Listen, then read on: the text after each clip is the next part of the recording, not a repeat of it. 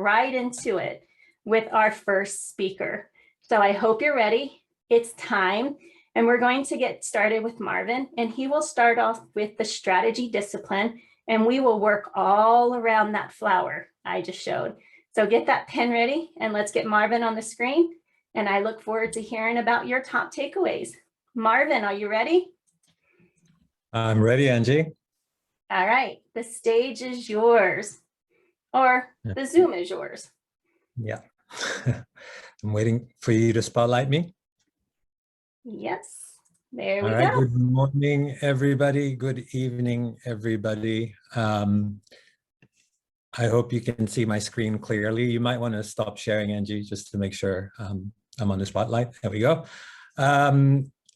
Now, in my previous life, I was a soccer coach. And one of the things that we used to do as a soccer coach is demand a lot of our players.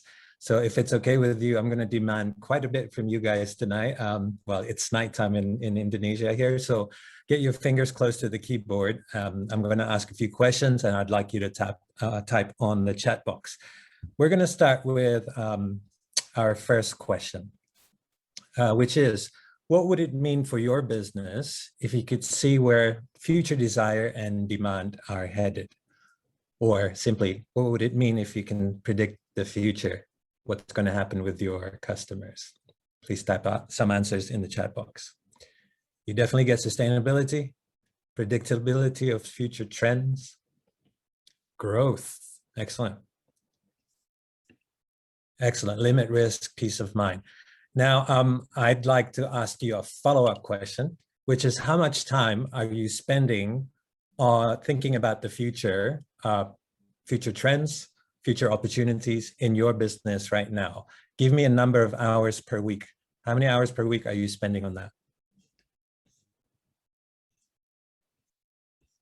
Not enough? 3 hours per week. Okay, good. Thank you for being honest. 4 hours, great. We've got some people who are thinking forward. Very cool. All right, so let's move forward. As Angie mentioned before, my main focus is on the strategy and sustainability component of the Adding Zeros model. And really, it's all about finding the optimum business model for your business. That's the number one question that I'm going to be driving for you guys tonight. And what's the best way for you to actually make that happen? All right, so first I'm going to share with you some common problems that happen when it comes to thinking about strategy. The first one is that basically a lot of companies are kind of stuck in the past. As a business coach, I get the privilege to interact with many entrepreneurs, and I hear this a lot, which is, this is how it works in our industry. Our industry is unique. For me, that's a signal that you're kind of stuck in the past. The opportunity here is to talk a little bit more about the future and think about, how do you incorporate change in your business?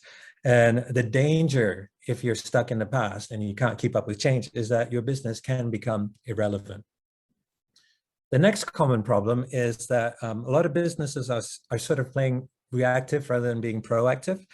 Wayne Gretzky, the great hockey player, had a quote where he said, when he was asked, how come you scored so many goals? His answer was, well, I skate to where I think the puck is going to be, not where the puck is. And a lot of businesses, I think right now, are skating to where the puck is. They're looking for the hot opportunity now, instead of looking at a future window. And the third common mistake is that a lot of businesses tie their business model to their product or service. The majority of their time is to think, how do we sell more of what we currently have? So what happens is, as in the case of COVID, a lot of businesses are trapped because their strategy is just based on one particular product or service. Think, Kodak films, Fujifilm, right? So in the days where digital photography is becoming more popular, a lot of these companies are thinking, how can we beat the new technology with the old technology, instead of what else can our company do to ensure that we have sustainability in our business? And as a result, a lot of these companies have short lifespans. So I'd love to hear from you again on the chat box. Out of the top 3 common problems that I shared before, can't keep up with the change, reactive towards goal, or your business model is tied to your product or service. Which one is the biggest problem for your business right now? Can you please type in the chat box?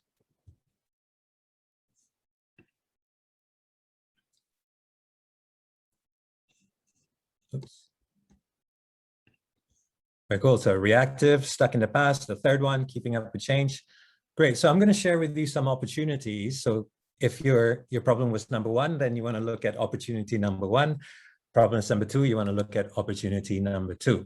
So let's look at the first opportunity that you have to improve sustainability in your business. Number 1 is you got to stay hip and current and cool. The question here is change built into our business? Right? That's the ongoing theme of question that you and your leadership team need to be talking about. How else can we build change into our business? What future changes could be happening? Right? The only constant is change. What this means as well is a lot of our clients now are going into shorter planning windows instead of longer. So the more often we meet and talk, the quicker we can create longer, mid and long-term decisions, as well as short-term decisions. The second opportunity would be to become proactive. Yeah, so like the predator, we want to be very good at anticipating future trends so that when the trends does occur, we can pounce on the opportunities. So being ahead of the market really will allow you to be a proactive business as opposed to being a reactive one. And then the third one is instead of thinking of a business model just for a product or a service, you want to think of a business model for your company. What that means is you want to be focusing on problems and solutions that are existing in the markets that are particularly valuable to potential consumers. So instead of just thinking, how can we sell more of what we have, we want to look at what other problems exist that we can help solve for people. Okay. As a result, if you can do that, then your business has an opportunity to outlast your competitors and ultimately you as the current leaders of the company. Okay. So I would love to hear from you just now on the chat box. What has been the most useful for you so far out of the things that I've been sharing? Just to make sure you're awake.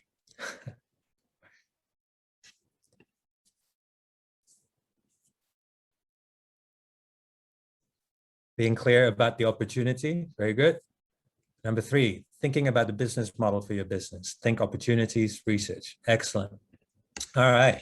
So I'm going to give you now 4 keys to ensuring sustainability.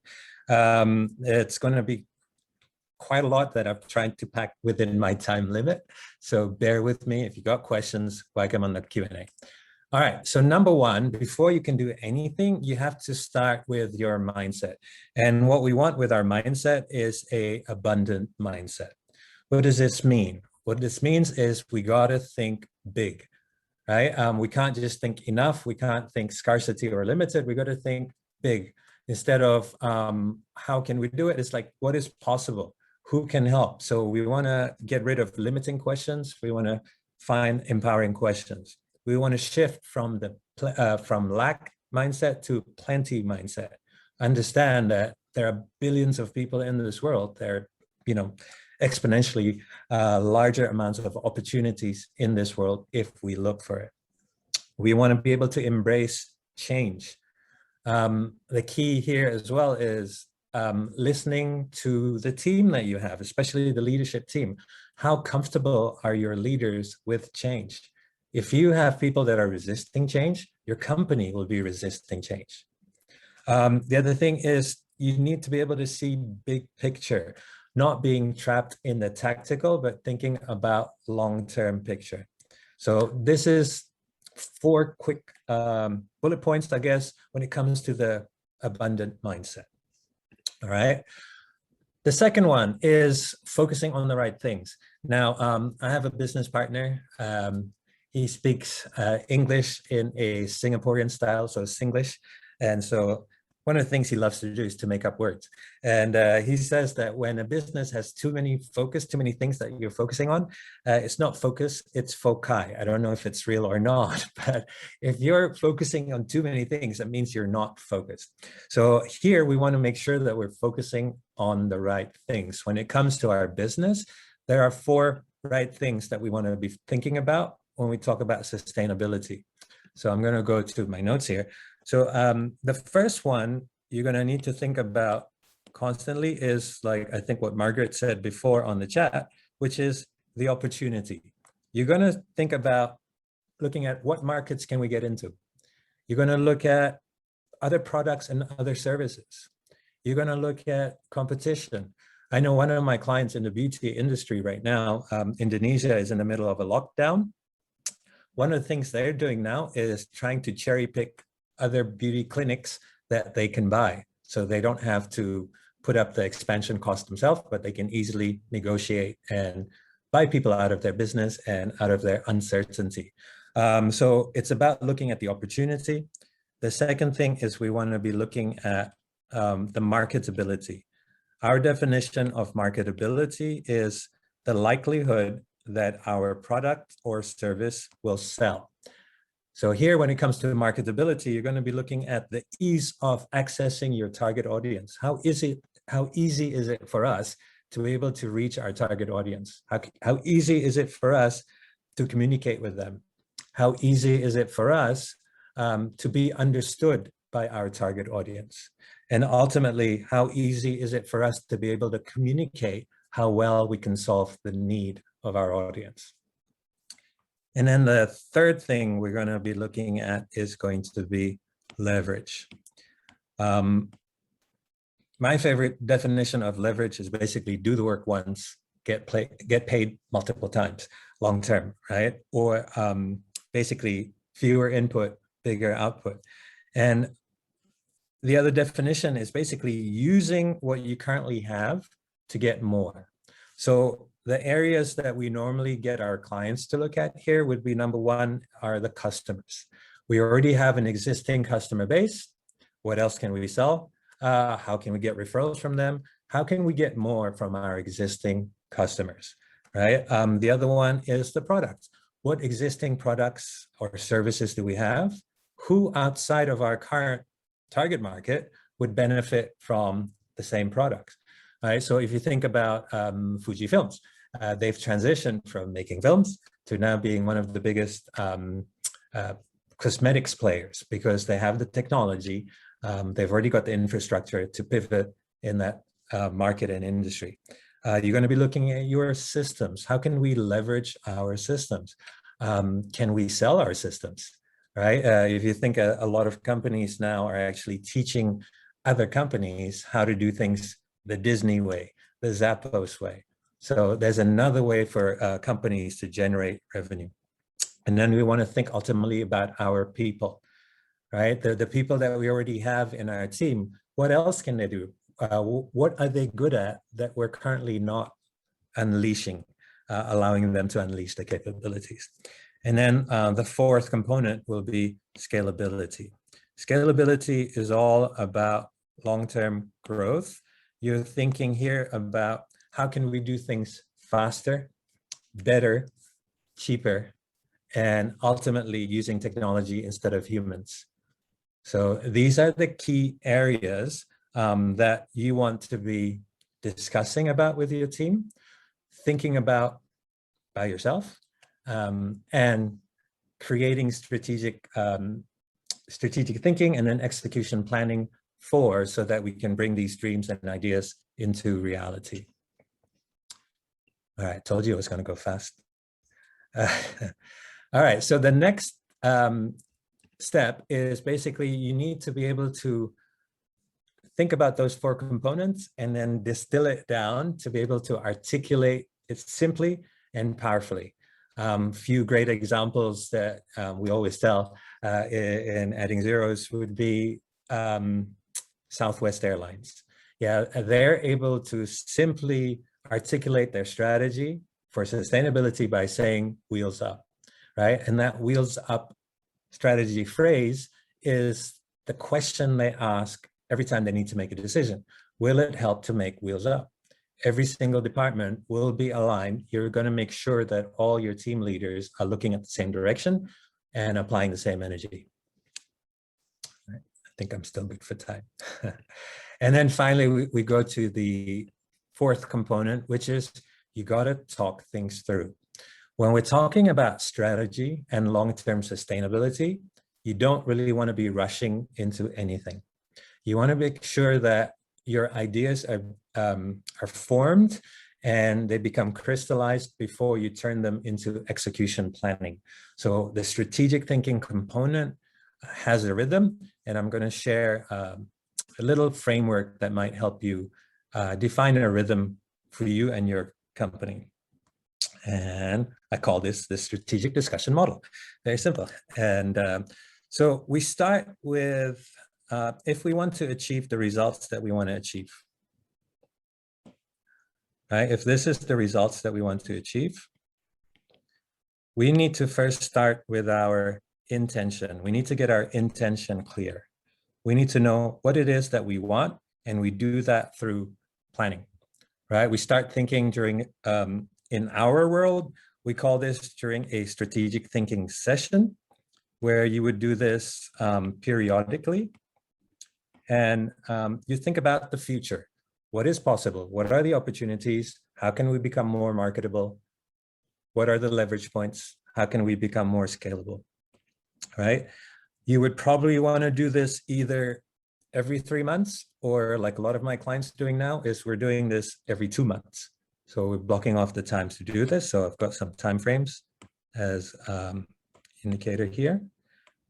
And the other thing that you want to do is you want to allocate thinking time, because the strategic thinking is something that you do periodically, but the actual thinking is something that you want to do routinely, right? So I've got a client who does this while they're on their treadmill. I've got people who are on the bicycle. I've got people who sit down on the table and their favorite chair to think. But unless you think things through, it's going to be hard for you to come up with sustainability in your company. Once we've set our intention, then we need to pay attention to it. We need to make sure that we give it energy. And the way we do that is through communication. And as leaders, the key rhythm here is to have a weekly strategic meeting or a weekly council meeting. This is you as the leader, as the CEO, with your key leaders, and you talk about whatever you discussed at the strategic thinking session, right? What are the fears? What are the opportunities? What's this guy doing? What's that guy doing? So you want to make sure that the idea has time to really become stronger. And then what we have is a monthly meeting where you can do a deep dive on whatever is interesting based on our weekly council sessions, right? So you're going to have a monthly and a weekly rhythm for this. So just going to write this. So you got monthly and you've got weekly. And then ultimately, this is usually where a lot of people trip up from translating their dream into actions. And that's usually the stage, which is the permission stage. A lot of times we say we're going to do something. So if the simple example would be, we're going to lose weight, right? You have a clear intention. I know I want to lose weight from this many pounds or kilograms to this many pounds or kilograms. And you weigh yourself every day, every week, whatever it is, but you don't block the time to do what you have to do, whether it is to make sure that you go to the gym, or whether it is to empty your fridge of all the temptations so that you're eating healthy. Unless you give yourself that permission, it's going to be hard for you to translate the long-term strategy into actual results, the ideas into actionable plans. And so the way we're going to have to do this, number one, is to have a clear project design. So in our world, what we do is every quarter, we make sure that every leader is working on one right next thing, What is the one thing that they can work on either every 12 months or every 8 weeks, if 12 weeks or 8 weeks, to ensure that their business is going to be that much better midterm and long term, right? On top of making sure that they're doing the tactical actions. So we're going to make sure that if we're going to create that one right next thing, we're going to make sure that they have a clear project design. We need to make sure that we can align the expectations of the CEO and the perception of the person that's actually going to be in charge of that particular project. Once that is clear, then we can switch into what I think our other colleagues will be sharing about tonight, which is delegation and management of actually translating that plan into action. Okay. Yes, it is realistic to have the council on a weekly basis if it is important for you. So question there. So we've got a few clients that actually allocate 3 hours a week, and they do that during breakfast, and they're still doing it even during lockdown. So they have breakfast together online, and they're chatting about mid to long-term opportunities. So 7 o'clock kickoff, they finished at about 10, and then they can go on with their day. All right. If it's important for you, it's realistic. The same thing with the person that's going to lose weight. If it's important for them, they'll get to the gym before work starts. So there's no excuses. Again, the simple rhythm we have here, the project design is done per cycle. So whether it is quarterly or every 2 months. And the delegation and management, that's unfortunately, my friends, has to happen daily. No matter how good your CFO, CMO is, you're going to need to have daily check-ins just to make sure everybody knows what's happening, what's up, do they need help? Okay, so that's the model to ensure that, number one, you're going to get clear of what ideas we're thinking about, and then we can translate that into actionable plans. All right, let's get back to our slides. I think Angie, how am I doing for time? I think I'm okay, right? All right, so next steps for you guys. What you can really do from here is, number one, is make sure you schedule your strategic thinking time, whether it's your next quarterly meeting or you schedule immediately just time for you and your leadership team to talk about mid to long-term issues. And again, everything's relative. If you're in lockdown, like us in Indonesia, mid to long term could be 2 months or longer, right? Some of us are thinking that everything's relative for that. The next thing you want to do is to make sure that you set time for you to think, whether it's once a week or 10 minutes a day. How are you going to incorporate this thinking ritual into your day and your week?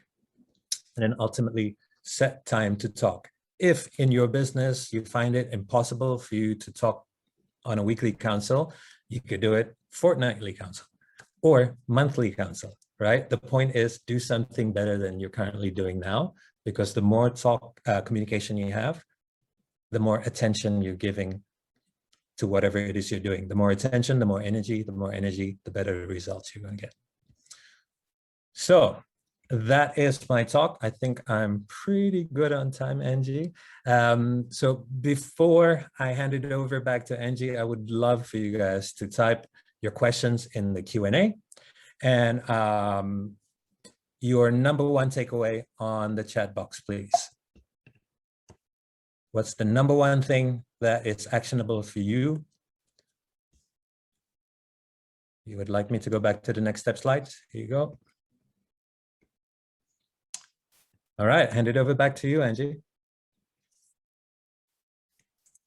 All right, all right. That was awesome, Marvin. Appreciate that.